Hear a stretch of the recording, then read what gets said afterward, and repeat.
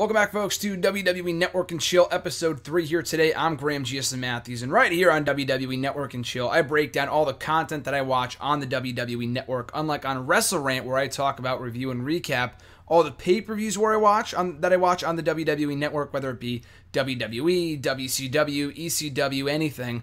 I talk all about that stuff, the in-ring portion of the network stuff, on Wrestle Rant. So if you're looking for that, that's where you can find it, right here on WWE Network and Chill, rather. I talk about original programming from Breaking Ground, which I've been talking about for the past few episodes, and I will continue to do so through episode 10 or 11. And beyond that, we might talk about WWE 24 specials, The Edge and Christian Show, Camp WWE, basically anything you guys want me to watch and review. I mean, most of this stuff I've already seen before. I've already watched the full season of Breaking Ground. I'm rewatching it right now to watch, review. With a second look, I feel like watching it the second time I'll pay more attention. I watched it the first time just to enjoy it. The second time around, I'm watching it to enjoy it and review it for you guys right here on WWE Network and Chill.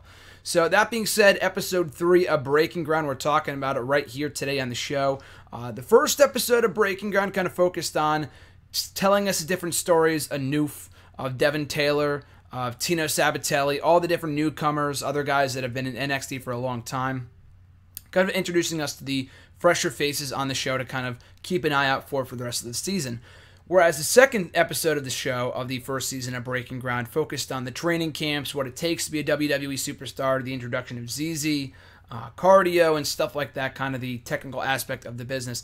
Episode 3 I really enjoyed because unlike the previous 2 episodes, we get a different side of the superstars. And we do kind of get that in episodes 1 and 2.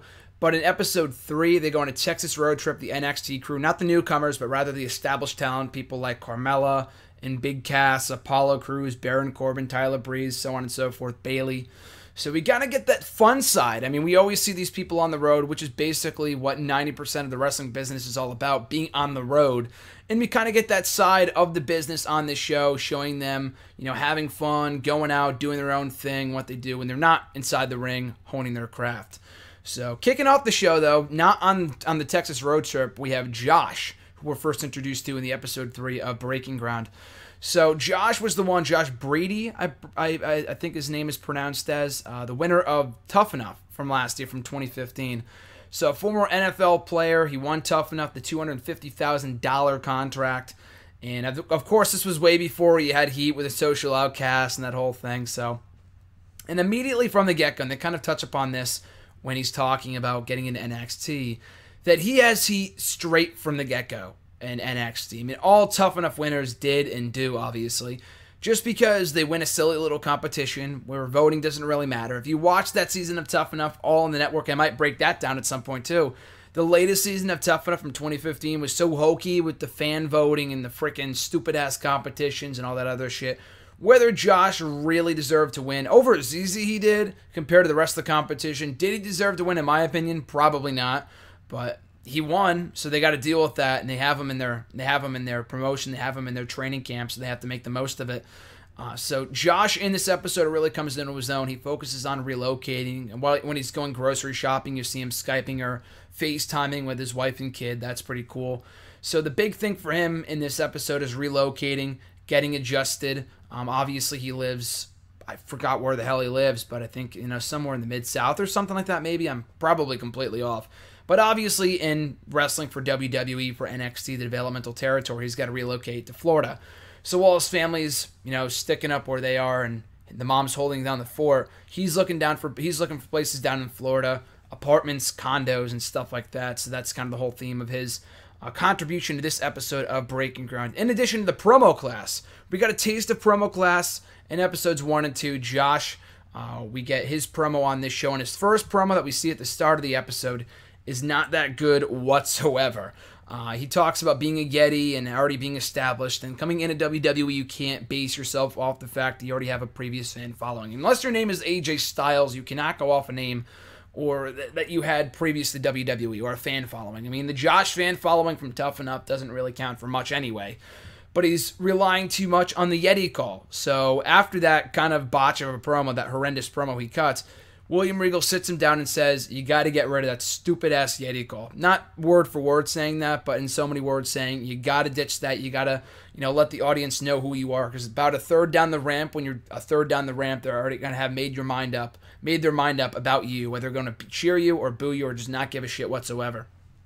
So we get a cut to the backstage area with Matt Bloom, Sarah Del Rey, William Regal, all the others, talking about Josh's improvement, his progress.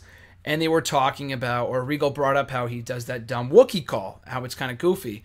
And Sarah Del Rey corrects him and says, you're talking about the Yeti call? He said, yeah, that's what he said, the Wookiee call. And he said, Sarah Del Rey said, that's from Star Wars. Wookiees are from Star Wars.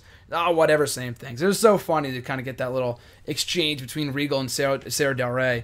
But we get another promo from him at the end of the episode. It's a lot better of a promo, kind of embracing the hate that he gets. I mean, I don't know whether it's true heat or hate there from his fellow NXT competitors, but he embraces the fact that, hey, I won Tough Enough. I won a $250,000 contract, and you didn't. And he completely embraces that and says who the Eddie is, a little bit of this and that. So it's a much better promo, and we really haven't seen much of him since. This was our real first introduction of him to NXT, so it'll be interesting to see where else he goes from here in the remainder of Breaking Ground. So in addition to that, like I said, the Texas trip that the NXT crew takes a tour on to Texas. We get the inside look on Apollo Crews for the first time in Breaking Ground, who had just arrived in NXT only months earlier at the NXT TakeOver Brooklyn show. And on this show, we kind of get the soft side of Apollo Crews. And I remember the video packages that aired on Apollo Crews in NXT, showing his family life, his upbringing, how his family wasn't really too high on him, being a wrestler, but they were high on him, achieving his dreams, going for his goals and whatever else.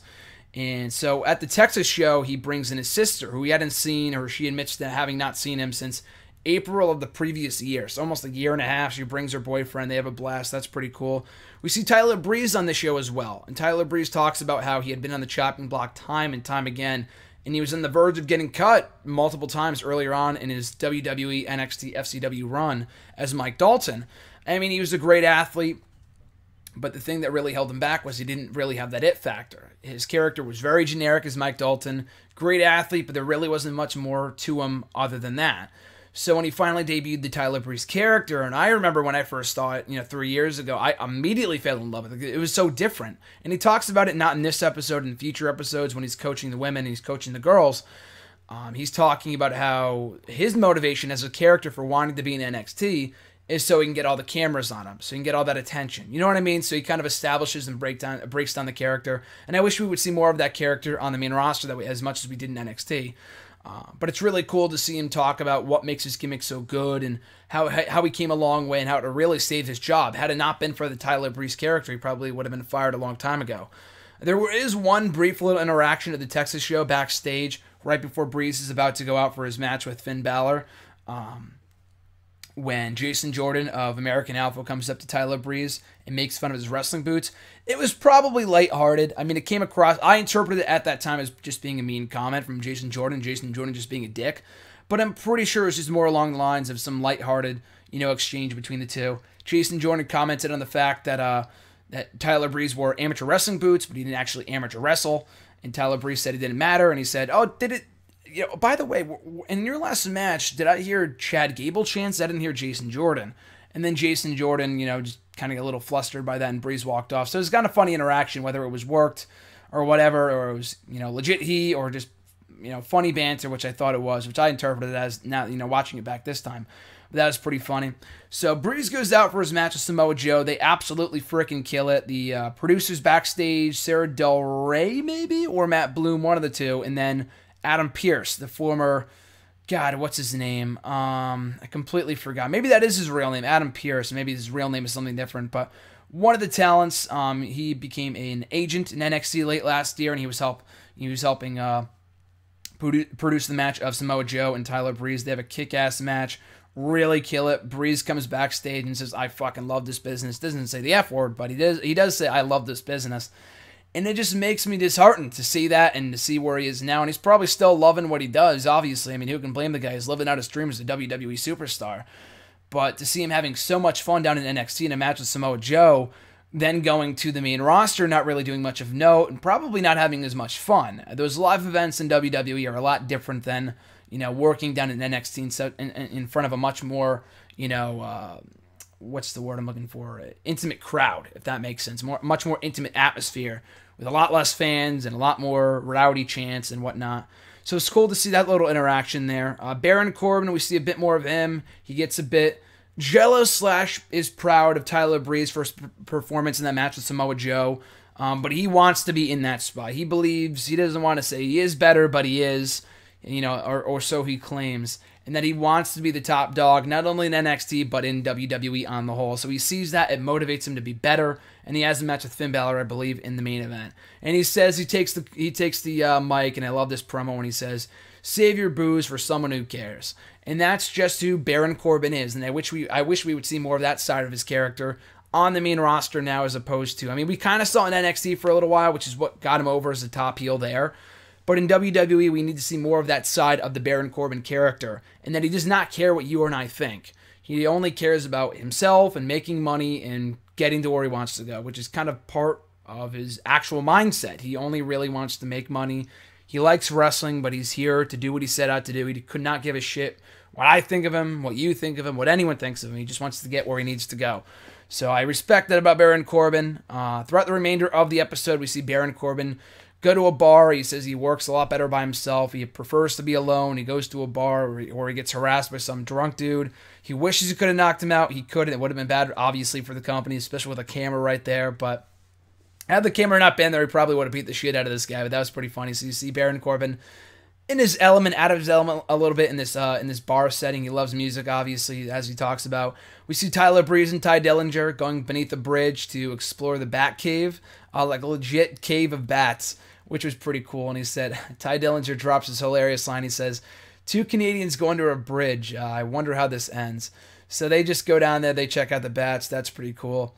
And we also see Cass and Carmella, a bit of their relationship. I believe this was the first time it was ever actually revealed or confirmed that Big Cass, Colin Cassidy, and Carmella were in a relationship. I had not known this prior to this episode. But you see them, I believe that you see them in their apartment later on in the show. But you do see them, looking for cowboy hats and cowboy boots and kind of preparing for the show, which came off really, really well. And Carmella's so proud that she's really happy that people are actually cheering for her, and she's kind of made a name for herself alongside Enzo and Big Cass. So that's really cool. So that is the Texas trip. That is episode 3 of WWE Breaking Ground Season 1.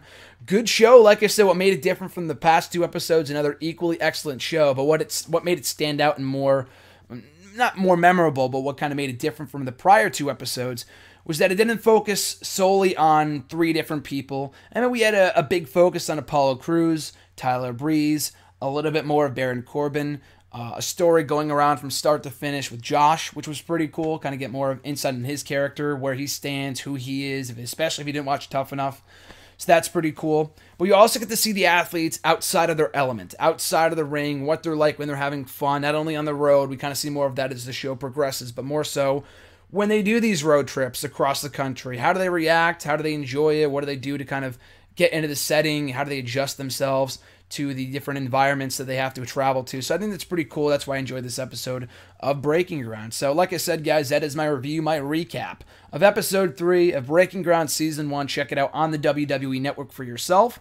And obviously, in my next video of WWE Network and Chill, I will be talking about episode 4 of Season 1 of Breaking Ground. So until then, guys, be sure to check out all the links down below, Twitter, Facebook, all that good stuff. Subscribe, like, comment, share, and like the video, comment, share, like, and subscribe as well. All support is amazingly appreciated. I'm Graham G. Matthews, and I'll catch you folks down the road.